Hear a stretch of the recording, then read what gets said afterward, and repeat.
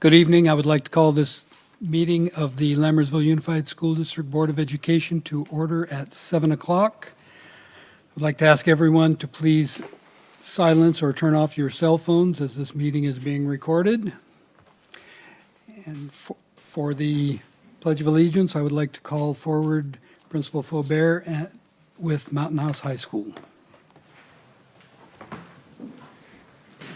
I'd like to invite a couple of our students up. Simran Gunsi, Tiffany Dang, and Angelina Trin are going to lead us in the pledge and then a presentation afterwards.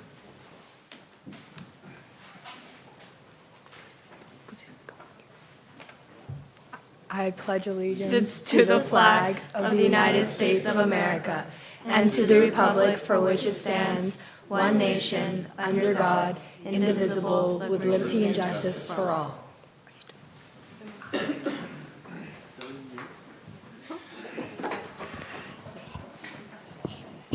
Thank you.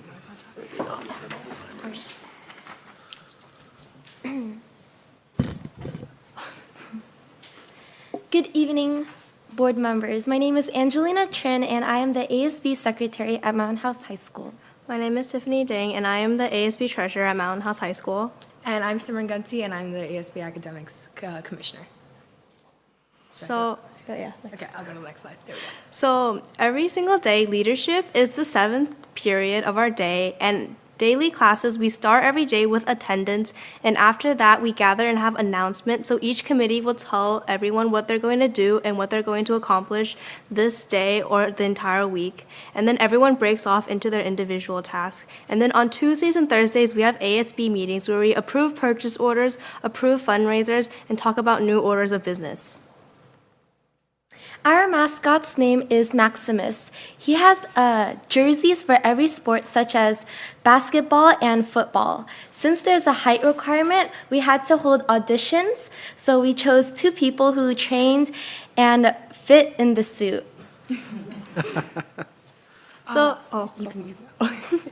So some senior events we've done is Senior Sunrise. It's early in the morning, and all seniors are welcome to join, and they watch the sunrise together at around 6 a.m. And leadership students and the senior class officers are in charge of providing breakfast foods for the students and parents and volunteers.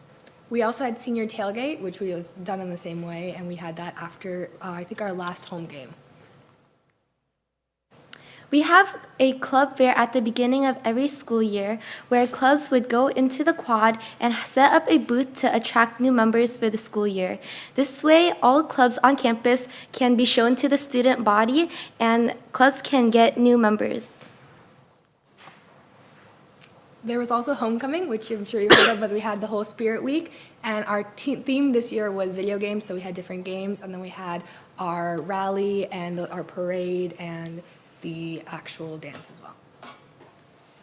So Powder Puff is a flag football game that is played by junior and senior girls, and then the boys of the junior and senior class are the cheerleaders, and we are coached by football players on the team as well as the coaches.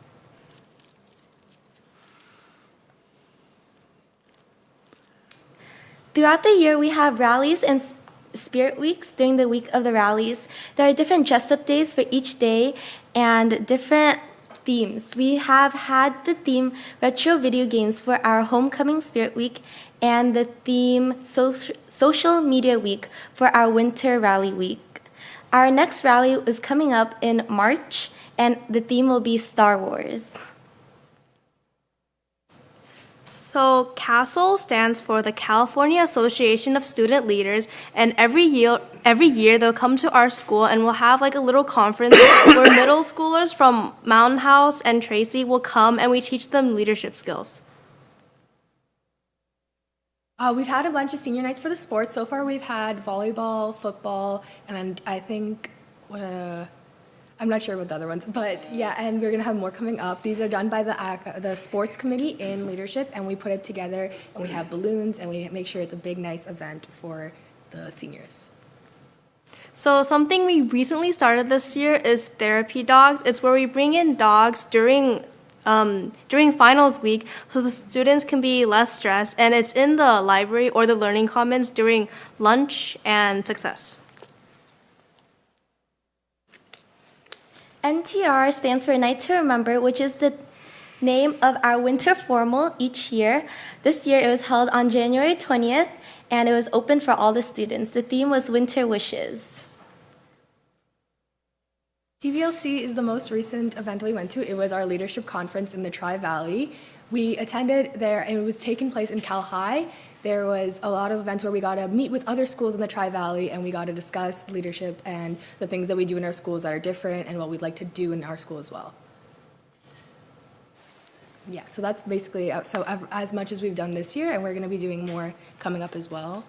Yeah. As part of our leadership class, every student is required to do a community service final, which is to host a community-wide service event, and which will be part of our final grade for the class. That's it. Thank you. Thank you very much for coming and sharing. Do any of you know what your final projects might be at this point, or is it too early? Oh, we've actually already planned. Okay, what are they? Well, my group, we're going to be going to make home blankets for the homeless people, and we're going to hold it in that multi-purpose room, and then we're going to go to Tracy and give it to as many people as we can. Great. Great. Ladies, are you doing the same project as her? For our group, we plan to host a walkathon at Mountain House High School to promote a healthy and active lifestyle for the community. Great, thank you. Thank you. Roll call, please. Matthew Balzerini. Here. Colin Clements. Here. Ann Goodrich. Here. Sharon Lampel. Here. David Pombo. Here. Simran Gunsi. Here. Approval and/or corrections to the agenda. There are none. Move to approve the agenda. Second. All in favor? Aye. Opposed? Motion carries. Committee reports. District Advisory Committee. We haven't had one since the last meeting. Thank you. District English Language Arts Committee. English Language Advisory Committee. We have not had a meeting since our last board meeting. The next meeting is next week, February 15th at 6:30 PM at Lammersville Elementary School. Thank you. Education Extracurricular Committee. We have not had another meeting. We have a meeting scheduled for February 28th at 6:30 PM. No, 27th. the 27th. That's right. The 28th is, the 27th. That's right. And the Facilities Committee has not met since our last board meeting, and our next scheduled meeting is May 17th at 6:30 here in the boardroom. Policy Committee. The Policy Committee met today. We reviewed the policies that need to be updated. Several of the new laws are going to be sent to the board for review at the March 7th meeting. There were several policies that had a variety of options or that had raised some questions, and so those are going to be sent back to staff for further clarification and before they're sent to the board for review. Thank you. Safety Committee. Nothing to report. Our next meeting's on March 21st. And the Wellness Committee, nothing to report. Our next meeting will be here in the boardroom on February 14th, so I'm hoping that someone will bring me a candy heart. Moving on. Governing Board reports. Student Trustee Gunsi. So you heard a lot of what I went over in the presentation, but I attended NTR, as also known as Night to Remember, and the theme was Winter Wishes. It was my first and last winter formal, but it was really amazing, and I'm really kind of upset that I didn't go to more winter formals because it was a great dance. Also, on January 26th, I went to TVLC, the Tri-Valley Leadership Conference. It was an amazing learning experience where we also got to show our school spirit. Though we already won the Dubs School Spirit Award last year, we still got a chance to show our spirit in the talent portion. Our dance tied with Livermore High School in the competitive dance battle, which they sadly won. My two focused events at the campus were teacher recognition and student involvement. So I got to meet with other schools from around the Tri-Valley, and we brainstormed ideas for involvement and recognition for students and teachers. And I'm very excited to start implementing some of the stuff I learned at Mountain House High School. Last weekend, I, along with the AP Computer Science and CCNA class, attended a field trip to the Computer Science Museum in Mountain View. The trip was a great learning experience, and we got to have some hands-on experience with the old IBM machines and just see how technology has changed so much in the past couple years. Also, today, we brought the therapy dogs back from the presentation. We originally only planned to do them during finals, but since they were so popular, we plan to do them now every month, and they were a big success. And also, I know the theater opened up, I think it was this week. I haven't gotten a chance to see it yet, but my friends have been showing me pictures, and it looks super cool, and I cannot wait to go inside and see all the productions inside of it. So, yeah. You've been busy, thank you. Trustee Goodrich. I don't have too much to report. I did attend a policy committee meeting today. Also on Saturday, February 3rd, I attended the the Mountain House High School Winter Percussion and Guard performance at Enoch High School in Modesto. It was their first performance of the year. They took first place out of 4. They had only been practicing the music for 3 weeks and did an amazing job, as always.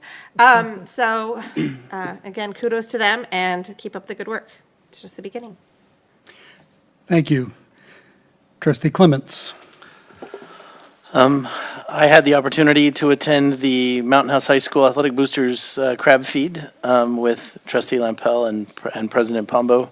I understand that certain trustees and maybe the president have been asking what the net take was, and I will be helping them figure that out this coming weekend, and we'll be able to report back how much they raised, but we don't have an answer yet.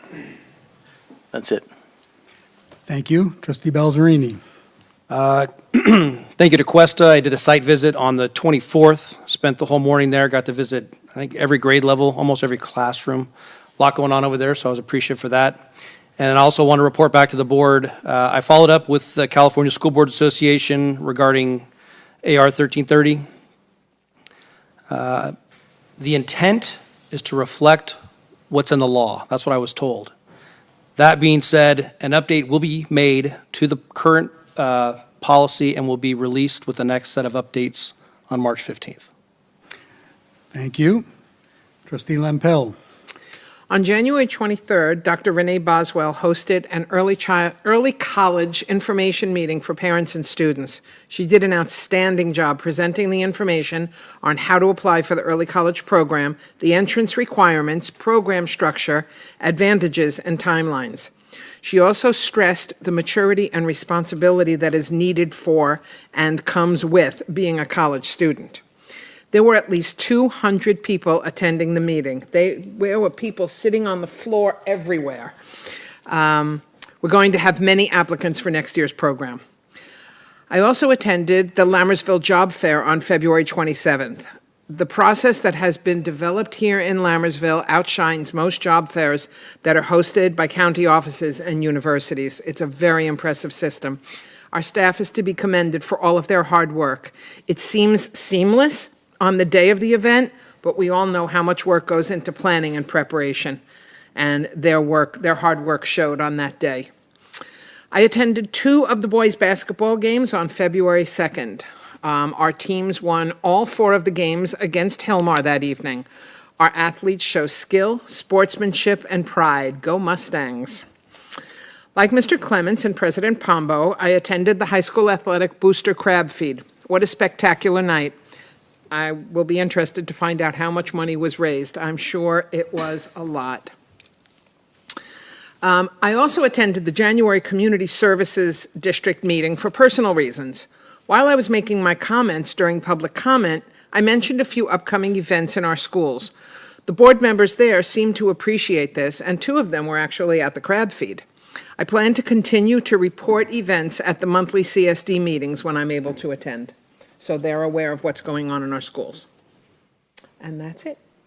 Thank you. Oh, Mr. President, I forgot to mention one thing. I did also attend the interviews for the principal at Hanson Elementary. We had quite a variety of very qualified candidates, so I was very pleased to see so many people interested in working in our district. Thank you.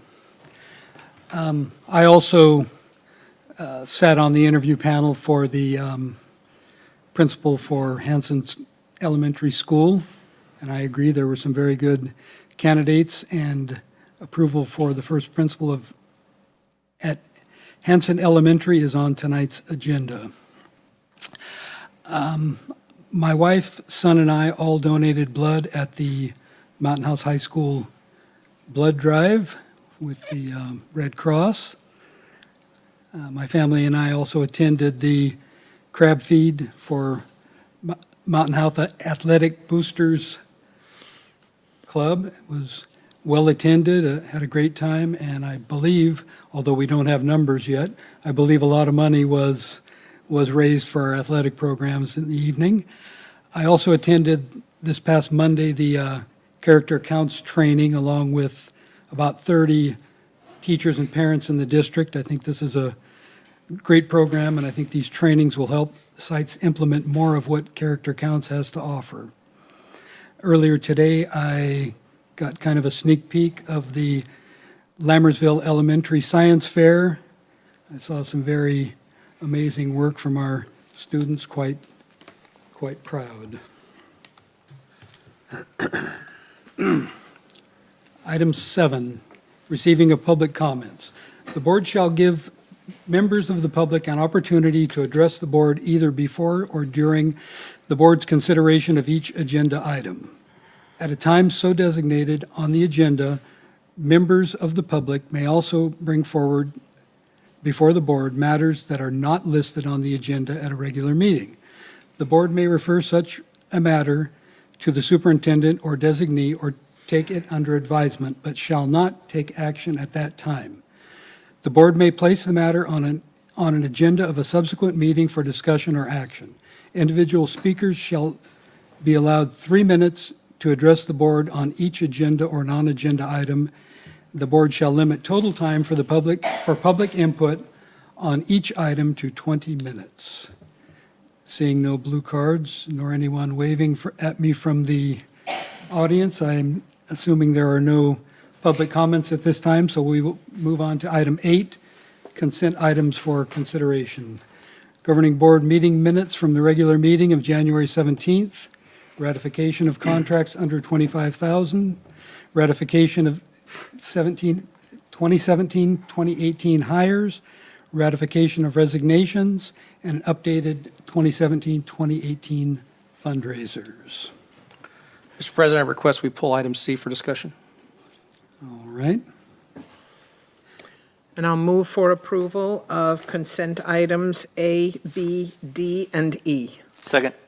And Mr. President, there's an updated set of minutes. There was a correction to the term advisory committee.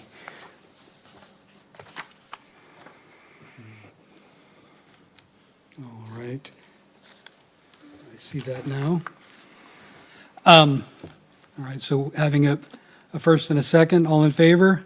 Aye. Opposed? Consent items carry with the exception of item C.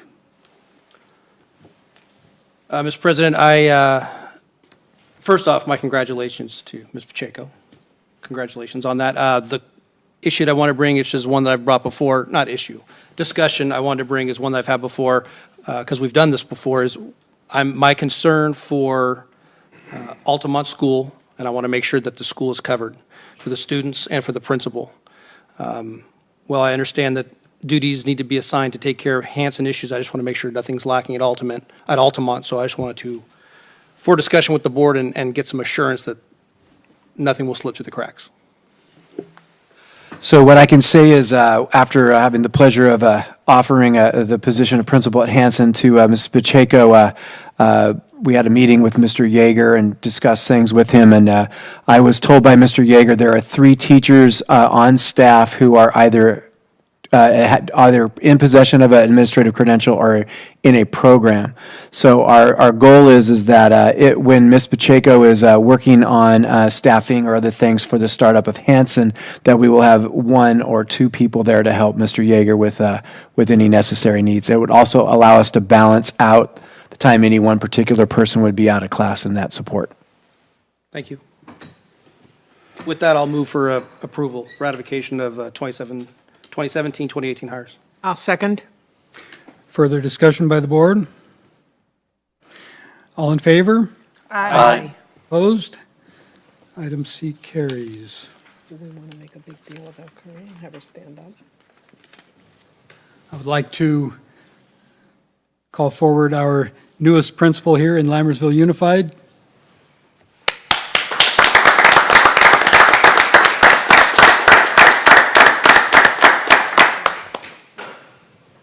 I was just leaning over to Julie saying, do I have to talk? But I got out of it. I just want to thank Dr. Nicholas and the board for entrusting me with this school. It's an honor. It has been an honor working at the district. I've loved Altamont. I've loved everything I've done here. It's been fabulous, and I'm looking forward to this adventure for myself, the students, and our families. Adventure or roller coaster? Adventurous roller coaster. Congratulations. Congratulations. Great job. Thank you. So I'd like to welcome the other hires that were on tonight's agenda. Sandra Fobbs, school psychologist, and Janae Heinrich, special ed teacher for Lammersville. So welcome to our family. Welcome.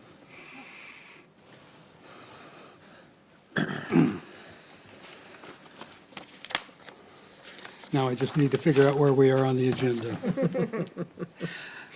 Item 9, District Administrative Report, Superintendent's Report. Dr. Nicholas? It is my pleasure to invite Mr. Harrison and Mrs. Sherburne up to give a presentation. I want to preset it while they're walking up to create some anticipation. Every year is a mandate by the state that the board be educated on the California dashboard and any updates. Last spring, there was a rollout of 3 successive board meetings with presentations about this, and our 2 leaders here are going to give you an updated presentation of the presentation from last spring.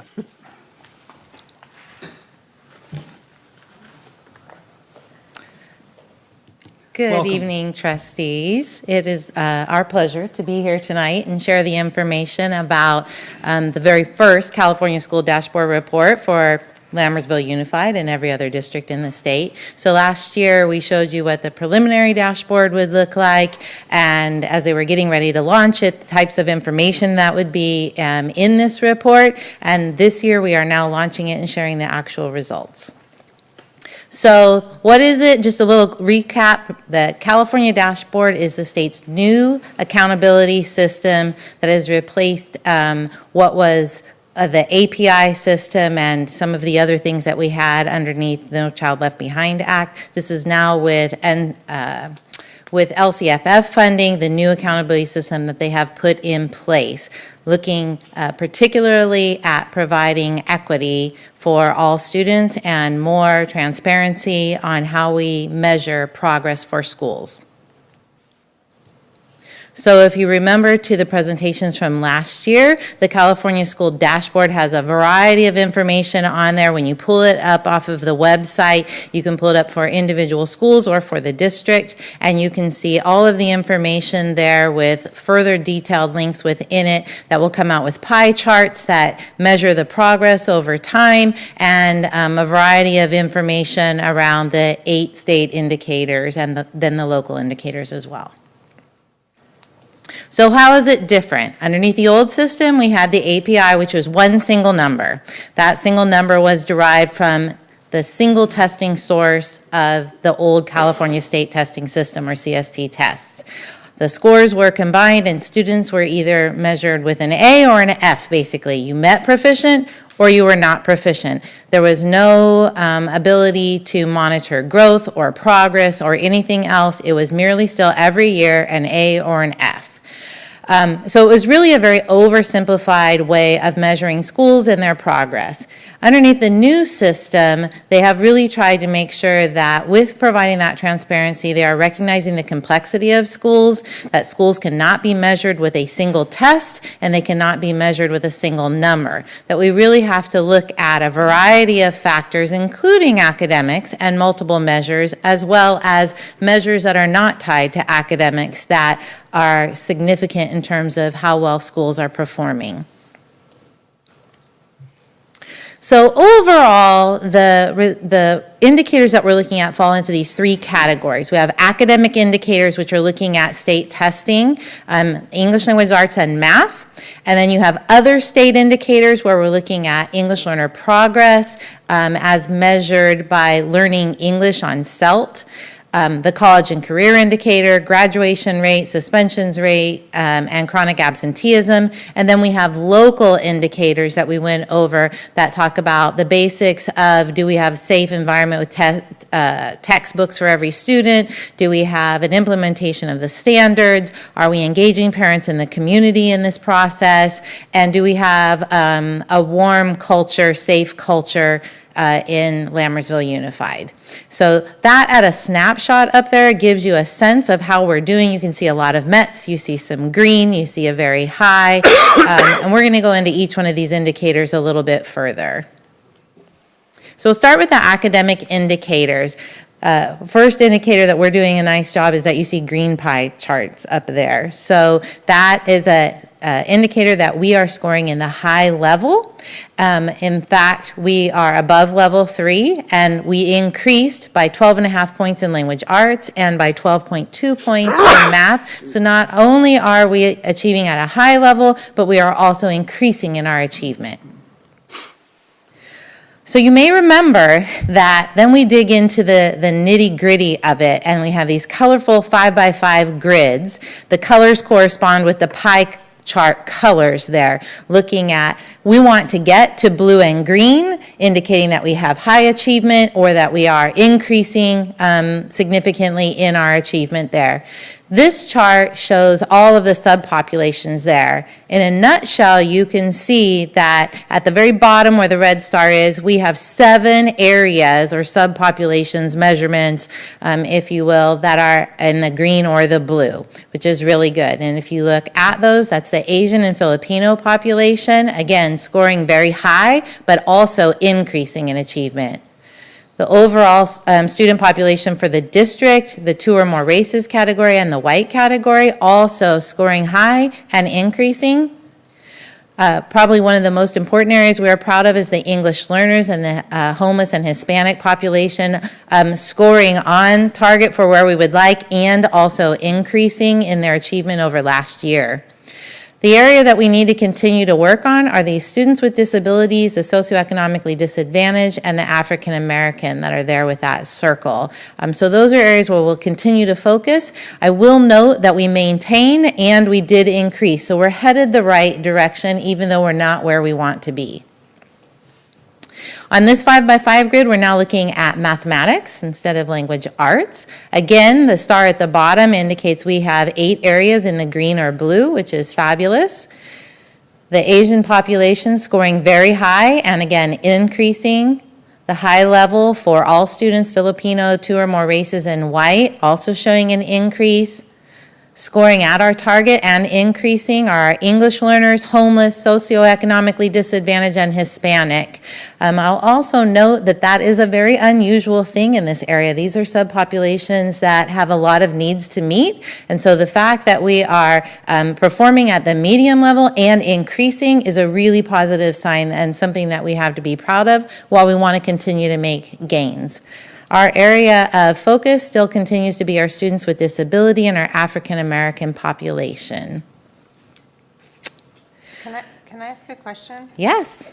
On this slide, the students with disabilities and African Americans are orange, and on the other one it was yellow. What is the difference between orange and yellow? So in this particular thing, if you look at, this is measuring status and change. So on the left side of the chart, you'll see that you have a low status. Right. And there, then When it was into the yellow, it was at a low status, but it had increased, which moved it over to the yellow. Right. For this slide, we have just maintained that status quo from last year. Okay, yeah, Okay? yes, thank you. Mm-hmm. That chart always confuses me. Yes. Too much going on. It is a lot. On this slide, one of the other ways that they measure progress is they take all of the student scores for the entire district and they add them all up, and then they divide them in order to create overall what is the average distance from level 3 or ground zero. You're either below meeting a level 3 or you're above meeting a level 3. Obviously, the higher of every student's individual score, and you add them up all up and divide, the higher you're going to be, or the further above level 3 you would be for your average. So looking at this for grade 11, when we see the purple line for English Language Arts and the green line for math, the average distance from 3 for English Language Arts is quite well above that level 3 baseline of 0 or ground 0. The math line is slightly underneath that ground 0 line distance for 3, but very close. The chart on the right is the same information, but for grades 3 through 8, you can see that both the lines are very tightly together, with math still again being slightly lower, but both lines are also above level 3 or above that ground 0, and they're on an upward trajectory. So again, we're moving the right direction over the last couple years. And Mr. Harrison is going to take you into the other state indicators. Thank you. So when we look at the other state indicators, as you see listed here, we start with chronic absenteeism, which is still a little bit under construction, and later slide will show you our individual status. Then we're going to go through suspension rate for the district, English language learner progress, graduation rate, which I'd like to point out now is 97.8%, which is very high. We should be very proud of that graduation rate. And then our college and career readiness rate, which as you show indicates low, but I'm going to talk a little bit about that and why that indicator is thrown off a little bit. If you look at chronic absenteeism, you'll notice that our area for improvement is in our 2 or more races population and our white population. If you look down at the bottom of the slide where we are compared to San Joaquin County and the statewide percentage, we are performing very well at 8.6% of chronic absenteeism rate.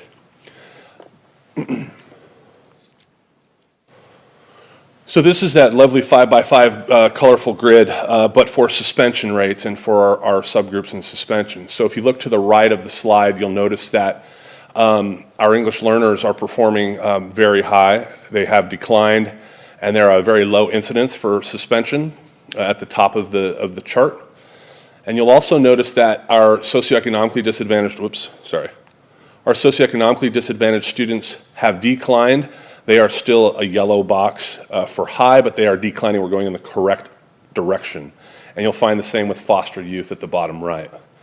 As we move left, you'll note that 2 or more races has increased significantly. They're at the median, but they have increased. And then you also note that all students, Hispanic and white, have also increased, but they are at the goal. And then finally, if you look at, or second to last, if you look at the student with disabilities, they are at a high incidence for suspension, but they have maintained or declined partially. And then last, you'll note that the African American population is high for suspension rate, and it has increased slightly. The next slide is our English learner slide. And just a reminder that this is our English learners that are mastering the English language, not English language arts. They're mastering the English language. And we have a star there because we want to point out that the English learners are performing very well. They're at high, and I would say that performance is probably pretty close to tops in our area for our students passing the CELT assessment. Note moving forward that assessment is going to change. It's going to be LPAC. So as we look at this 5x5 grid moving forward, the growth is going to look a little different because it's going to be a different assessment moving forward. And then if you look at our graduation rate, like I mentioned, our graduation rate is very high, almost 98%. Our calculation is based on 2016. We just wanted to include the slide that showed that our graduation rate was at 2016. There is a model where they're going to take a 3-year average, but we don't have that yet. Next is a college career indicator. We have Just under 60% of our students at prepared or approaching prepared when it comes to the college career indicator, and I'm going to kind of explain that in just a minute, leaving just under 40% of our students not prepared. And this is data from 2016, so that data is a little old, but that is the data that they're using currently. If you look at the right column, it kind of delineates what is prepared, what is approaching prepared, and what is not prepared. So prepared is a diploma plus CTE, a CTE pathway, completion of a CTE pathway, plus a level 3 on both ELA and math on the SBAC on our assessment that we give, or passing 2 semesters of dual enrollment, or passing score on 2 AP or IB exams, completion of UC A to G criteria, plus 1 additional criteria makes you college career ready, and then you see the list below there, which is level 3 or on ELA or math, and level 2 or higher on the other, and then pass 1 AP or IB exam. So it's kind of a complicated equation to prove that our students are college and career ready. When you get to approaching prepared, it's a little simpler. They have a diploma plus one of the following, and that's a CTE pathway completed, at least a 2 on 1 or both ELA and math SBAC assessments, pass 1 semester of dual enrollment, and or completion of a UC A to G criteria. And then not prepared students did not meet any of the measurements, so they're not prepared or did not graduate. This is a list of the local indicators that we brought to you in October for you to look at and approve. The basic instructional program, which was materials, teachers were certificated correctly. We had clean and safe facilities. Implementation of the standards, in other words, the new state standards implementation throughout our schools. Parent engagement, surveys given to parents or us engaging parents in the academic process, and then a local climate survey, which we had also completed. So we met all of the local indicators that we brought to you in October. And then lastly, this is a summary page, and that's a screenshot of what the summary page looks like. You can see our chronic absenteeism. It's still a work in progress. And the English learner progress, you'll note that we have the yellow pie. And these are all the pies that indicate where we are in the process of meeting or exceeding expectations for the state. Are there any questions? So I understand, I don't know if you know the answer to this. I know that the state board, I've been out of town, so I don't know, I didn't get the follow-up, but I know they had on their agenda, they were looking at some of the problems they've been having and issues. Do you know anything about that, about the discussion at the state board meeting? No, I do not. Okay, all right. I'll find out. What I can tell you is this is still in construction. Yeah. And they're still setting criteria for some of the indicators. We had our CSBA Board of Directors meeting 2 weeks ago, and they said that a lot of problems. There's been identified a lot of problems. So I guess, thank you for your patience, and I'm sorry you have to endure this nonsense. So one record too is, I wanted to point out that on the graduation rate, it says 97.8. We have a 5th-year senior who, when we contacted the state and said, we graduated all of our kids, 47 to 47, and one student who's doing an additional year by family choice. So they had not put into their system the 5th-year senior model to give us credit. So though we only get credit for 97.8, we're technically 100% with a 5th-year senior who will graduate, I believe, this year. So the point being is, give them some time to clean up the issue. It's good that they're having us talk about particular subcategories, but the data, there's always a story with the data. As long as we can explain what the data means, whether it's a good piece of data or bad, and how we're going to fix it or celebrate it, that's probably the best part for all the colors that we're looking at. Thank you for the hard copy also. Yeah, I'm struggling a little bit with the college and career indicator. And I'm trying to reconcile that with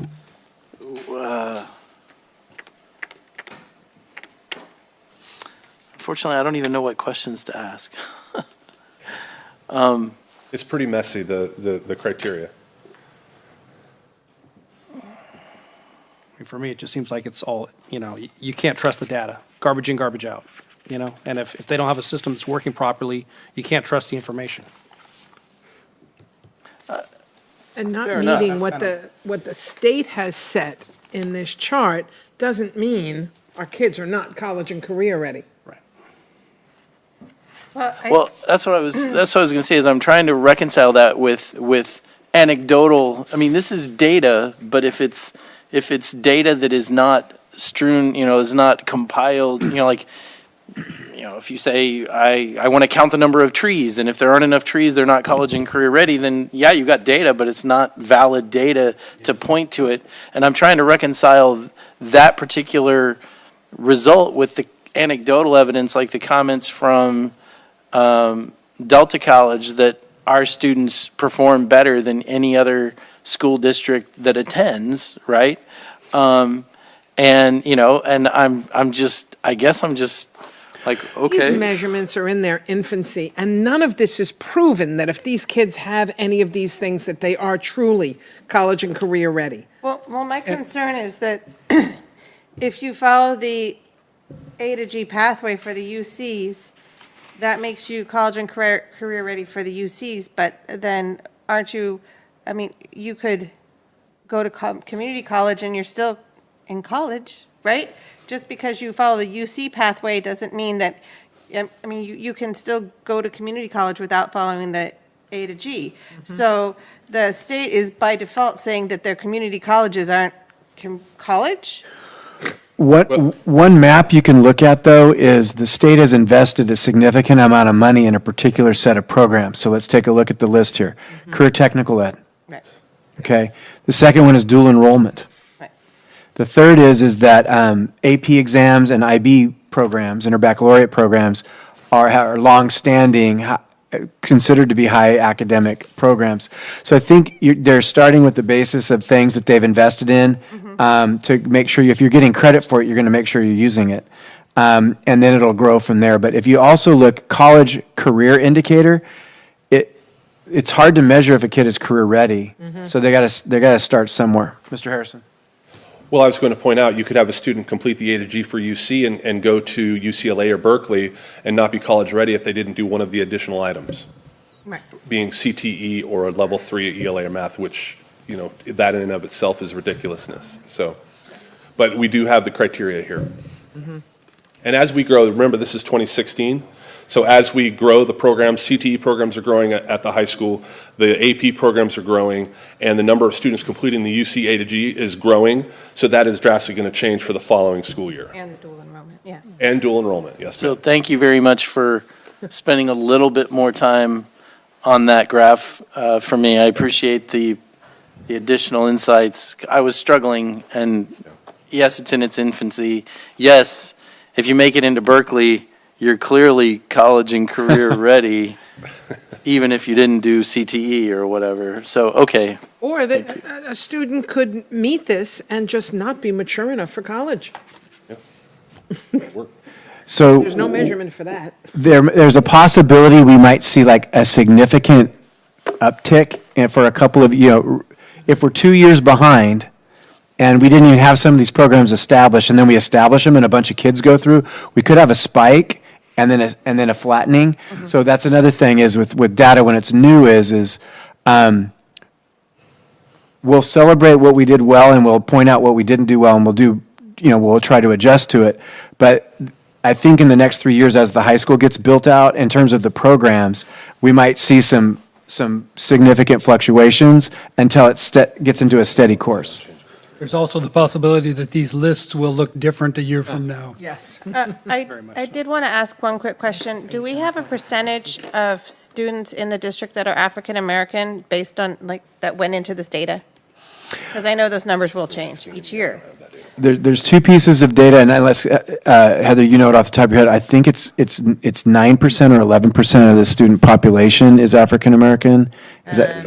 Right around there. Around there, okay. And the other thing is I can say that the last time I looked at it, and this is by no means a comprehensive analysis, Mr. Gervais and I were trying to use our tool to figure out some things. So we chose African American kids. And what we discovered in a very basic analysis is that year,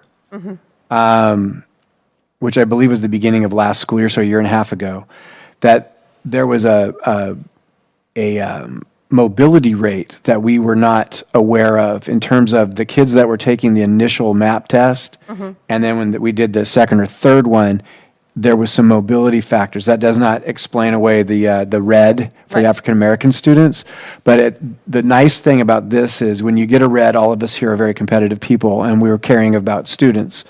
So we'll be diving into that. But those are some things that when you have to look into it, you start to discover. So we have some work to do in all of our areas, but that one in particular will be very interesting. Okay, thank you. So more to follow on. Absolutely. Thank you. Thank you. Thank you. Thanks.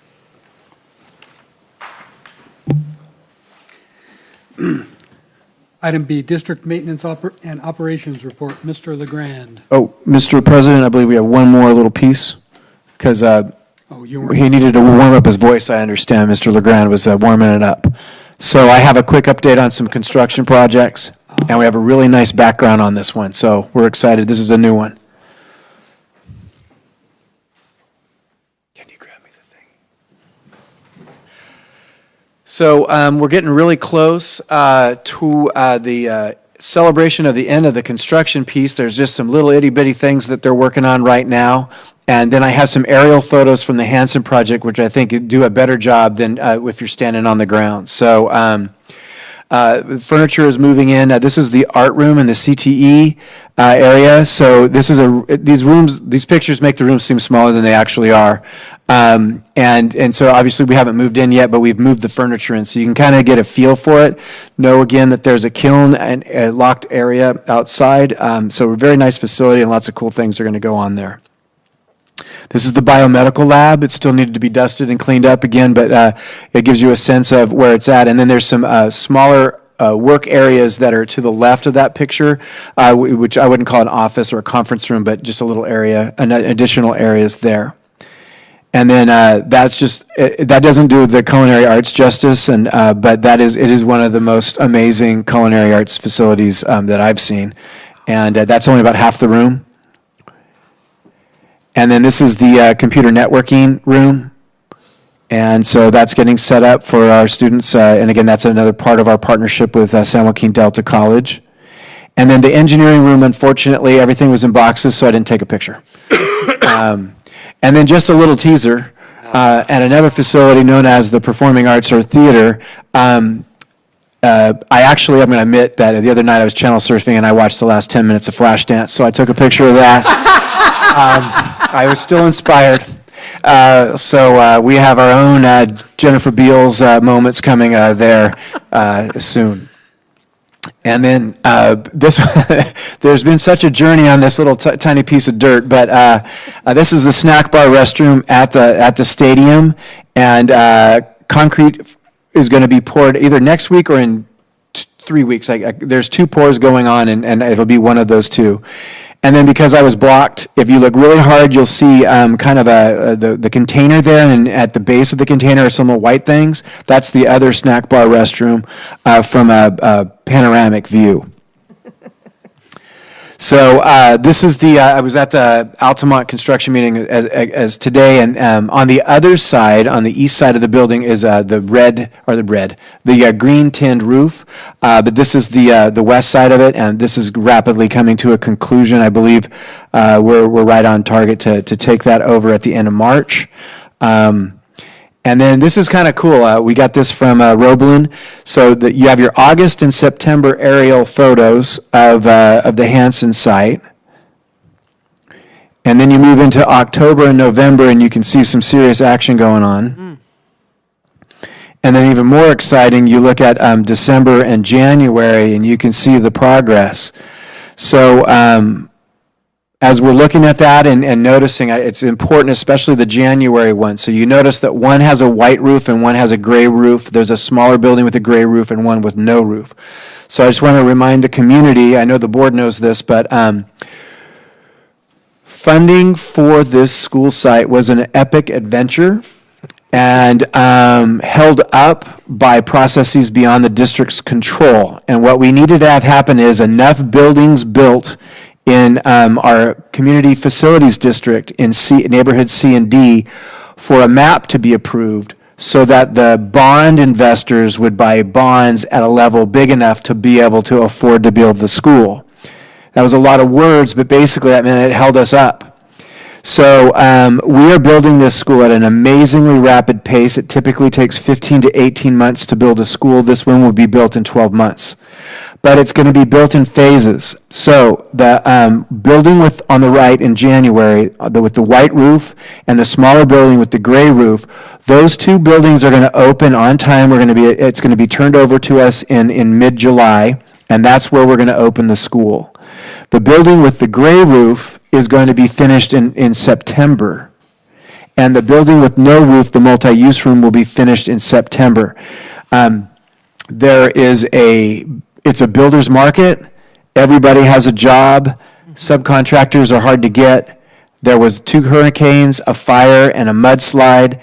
And so to get this thing open for our families we are doing everything humanly possible to keep it moving rapidly.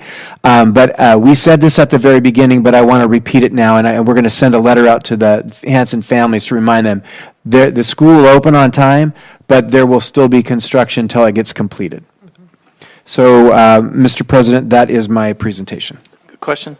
Yes. I apologize that I don't know this. The multipurpose room is in Correct. the section that's going to be open in September. Actually, October. October. Yes. So there's a period of time where we're going to be serving food.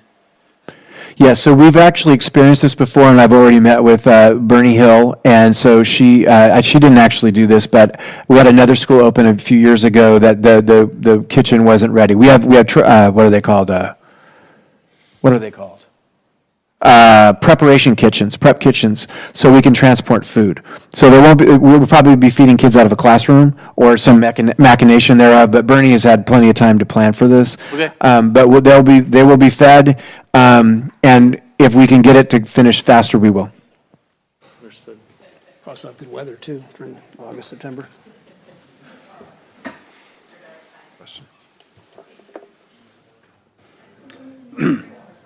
Further questions or comments by the board?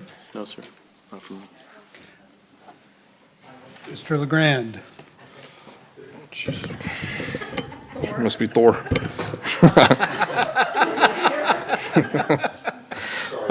What is this? Oh my God. Okay. Thanks for having me. We did our annual energy audit on the 18th of January. You may recall, as part of our Prop 39 funding, we get they call it a part-time energy manager. We get energy audits every year. This is year 2. I just got the report this week. I'll review it with Thor tomorrow in our one-on-one report. I was at the job fair on the 27th, or recruitment fair, sorry, Ted. Recruitment fair on the 27th. Attending the construction meetings today for the 3 projects we have going on. And it's been not unusually nice weather. It's good and bad. Good for construction, not so good for the weather, the rain and everything. But the guys have been out prepping the baseball fields and softball fields at the high school, and then over at Altamont and over at Bethany. So they've been doing that. They started Monday morning, and they're almost done. And then the greenhouse arrived for Lammersville. So if everything remains calm, we'll be out there tomorrow forming up the slab for the greenhouse. It's 8 by 12, and we're going to go a little bit bigger with the slab, so not that big of a project. And next week, Keenan will be in the district. They do an annual safety inspection. They walk all the sites, and I'll be walking with them pretty much all day next Wednesday. And that's about everything I have going on. So. And the camera bid maybe closes tomorrow? We don't know. It closes tomorrow. Security camera bid closes tomorrow. So I'll be happy to answer any questions. Thank you. Thank you. Thank you. Very much.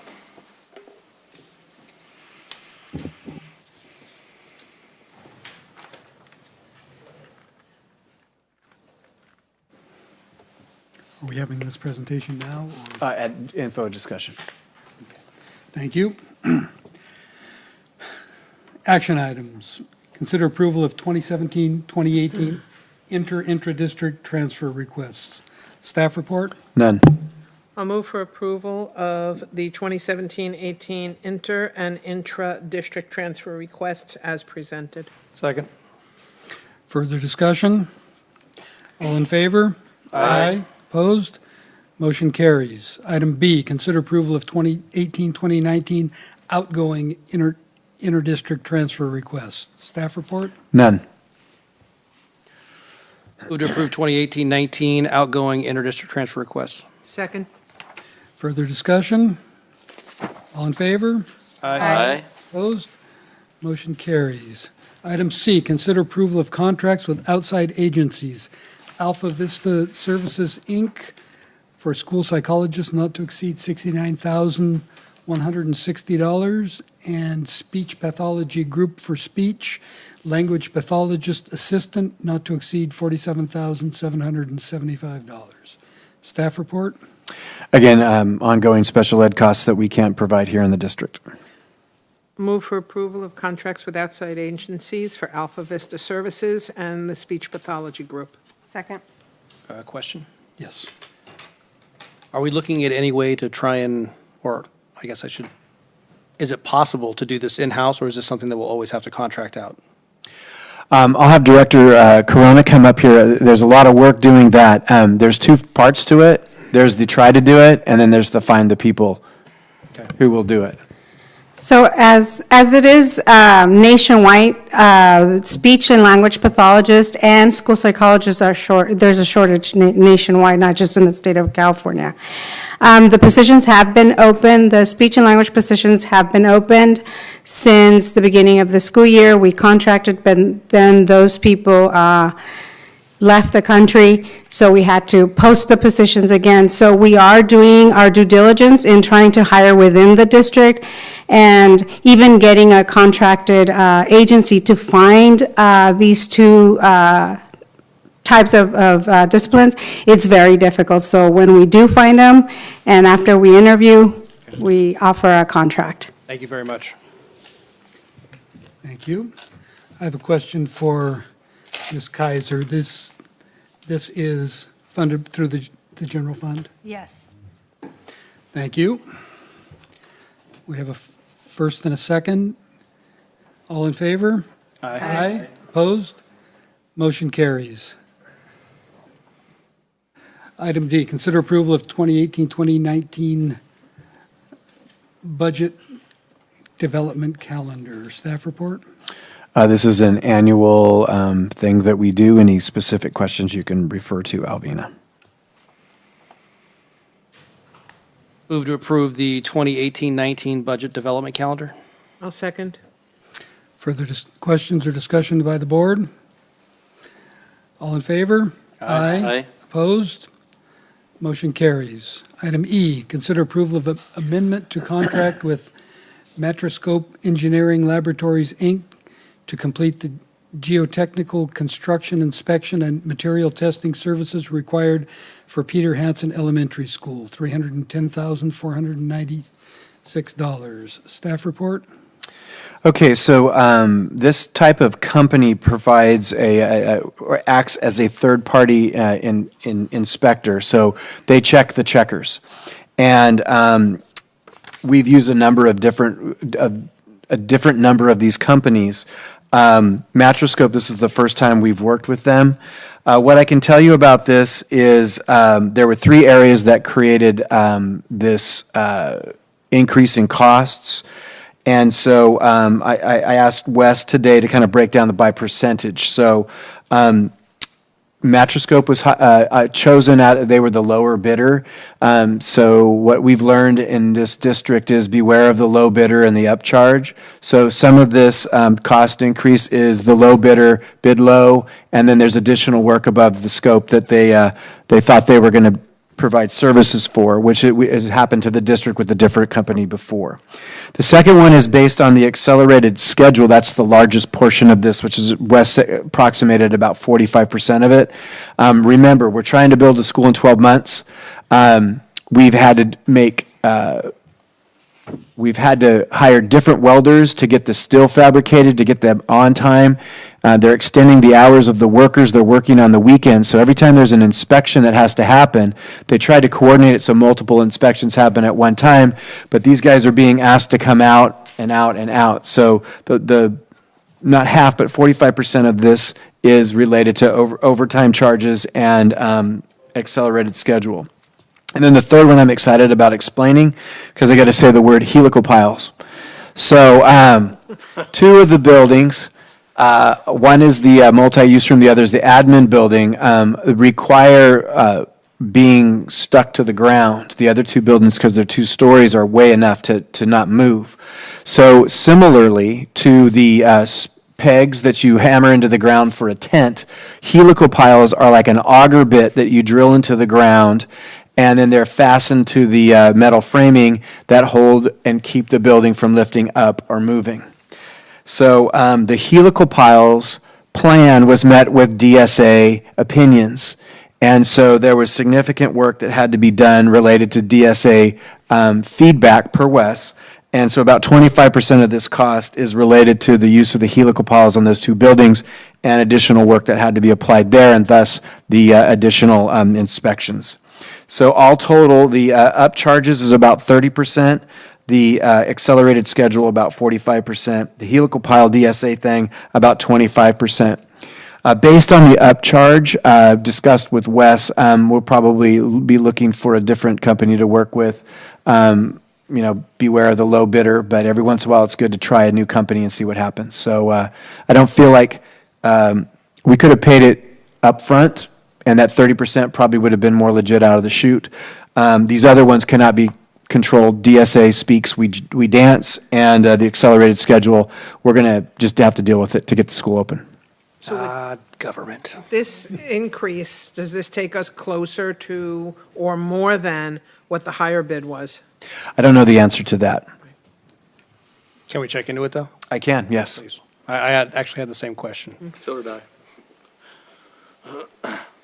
Move to approve amendment to contract with Marty Scope Engineering Laboratories, Inc. to complete the geotechnical construction inspection and material testing services required for Peter Hansen Elementary School, $310,496. Second.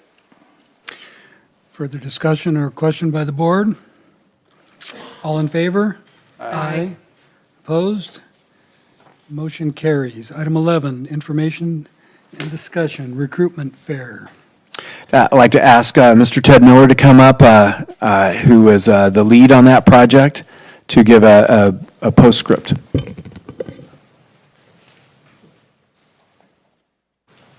Good evening, President Pombo, trustees, Dr. Nicholas, Madam Student Trustee. I just would like to take a few moments to give you a synopsis of our recruitment fair this year and a thank you to all of you for your support.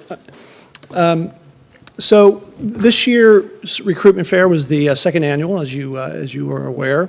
One of the many changes that we went through was the movement of the recruitment fair. We moved it up approximately 3 weeks, which is very beneficial to us. We found last year that we were competing with many of the other local districts at the time frame. By moving it up this year, it allowed us to be one of the first to get out and promote our district and recruit our highly desirable future employees. And what we found was through that recruitment, in our pre-registration, we did have a higher number of pre-registered individuals sign up. We had over 300 pre-registered folks that wanted to come out. Of those over 300 folks that came out, we had approximately 59 certificated applicants and just over 200 applicants that went through the interview process. And I'm sure at times in the classified process, it probably felt like there were many more than 200, depending on the number of people that you saw there. But it was a great success. One of the wonderful things, as we look at it now, right before the recruitment fair, we had to have a mild change to the location. Last year, we were in the large gym at the high school, and because of some things that came up, we had to make a switch to the smaller gym at the high school. And we found that that was a much more productive area for us for a number of reasons. The entrance for the applicants that were coming in was much more conducive to greeting them and having them come in. The smaller gym was much better acoustically for them to be able to hear our presentations. As you can see in the bottom left there, Brian giving the presentation. And in the flow was just a little better for us. So it actually turned out to be quite a good thing for us. Provisional contracts, really the goal of this, as you know, is to find those gems in the rough and offer provisional contracts for folks coming in. And while our numbers were higher in the pre-registered, what we also found were the quality of our folks that came through was much higher as well. And so we offered multiple provisional contracts for both certificated and classified positions and unrepresented positions. Director Corona, I was kind of teasing her as she walked away. She forgot to mention, but the question that came up of the in-house folks, can we find any of these individuals? We indeed found a psychologist, some SLPs, and a mental health counselor. So amongst others, which we are very, very proud to say that we're excited to be able to move forward as we go through the process and get that ready. So number-wise, just to give you an idea, we offered just over 17 provisional contracts across the board. Last year, we offered under 10 that worked out for us. In addition to the 17 provisional contracts that we offered this year, we probably have another 20 to 30 that would be strong candidates for us to consider as we move forward. So while the numbers, again, were much higher and the folks that came through the door were slightly lower, the quality and what we were looking for and what we needed was a fantastic result for us. As Trustee Lampel pointed out, I appreciate you showing up, and your thanks to you for mentioning everybody and the hard work that is put into this. But it really is the district who makes this run smoothly, beginning with the board and the superintendent's office. As we sit here in this slide, you can see many of the folks that volunteered for this. We had approximately 52 staff members. I'd like to also point out that Mountain House's leadership team was part of this as well, so a big thanks to them for being here, or being there for that day. And this really does not run without the support of everybody that's in this room and many others who are not here. It's like ducks on a pond. It looks very smooth as it's going on, but the feet are moving very quickly underneath the water. And leading up to this, there's quite a bit going on. So, and it doesn't happen without the support of everyone. It's a very big piece to what we do. Some of the visiting colleges that we had again this year were, as you can see, Stanislaus State, National, Notre Dame, San Joaquin County Office of Education and Teachers College of San Joaquin. This is also another a great piece for us to be able to collaborate with them and to help people find information to further their own education and find out more about the process and how to get involved in education. So it's a win-win across the board for us all. And with that, I'd be happy to answer any questions. It was amazing to just stand there and watch. I was glad I didn't have to interview. It was very well organized, really was. Thank you. Well done. Good. Thank you. Nicely done. Thank you very much. Thanks So again. how many certificated contracts did you offer that day? We offered, I wanted 14, I believe. 14. So, and that includes the unrepresented and some of the other folks. So I had someone come up to me in the bathroom at the crab fair to give me a hug and say, I got hired. it was really, really fascinating. I got to say, one of the individuals is somebody who has been guest teaching in our district. And during our orientation for our subs that come in for certificated staff, when I introduce myself to them and we go through our orientations with them, one of the things I share with them is when I got into education many, many years ago, it's my first job happened because I was also a sub in a particular district. And when this particular individual met with me and ended up offering the provisional contract. It was quite an emotional experience, and it was very touching, and it was very gratifying to know that we've been able to groom our own from start to finish. And I think that's the strength of our community, is to be able to say that we have so much talent in our community that it's nice to be able to pull from that. Thank you. Thank you Thank you very much.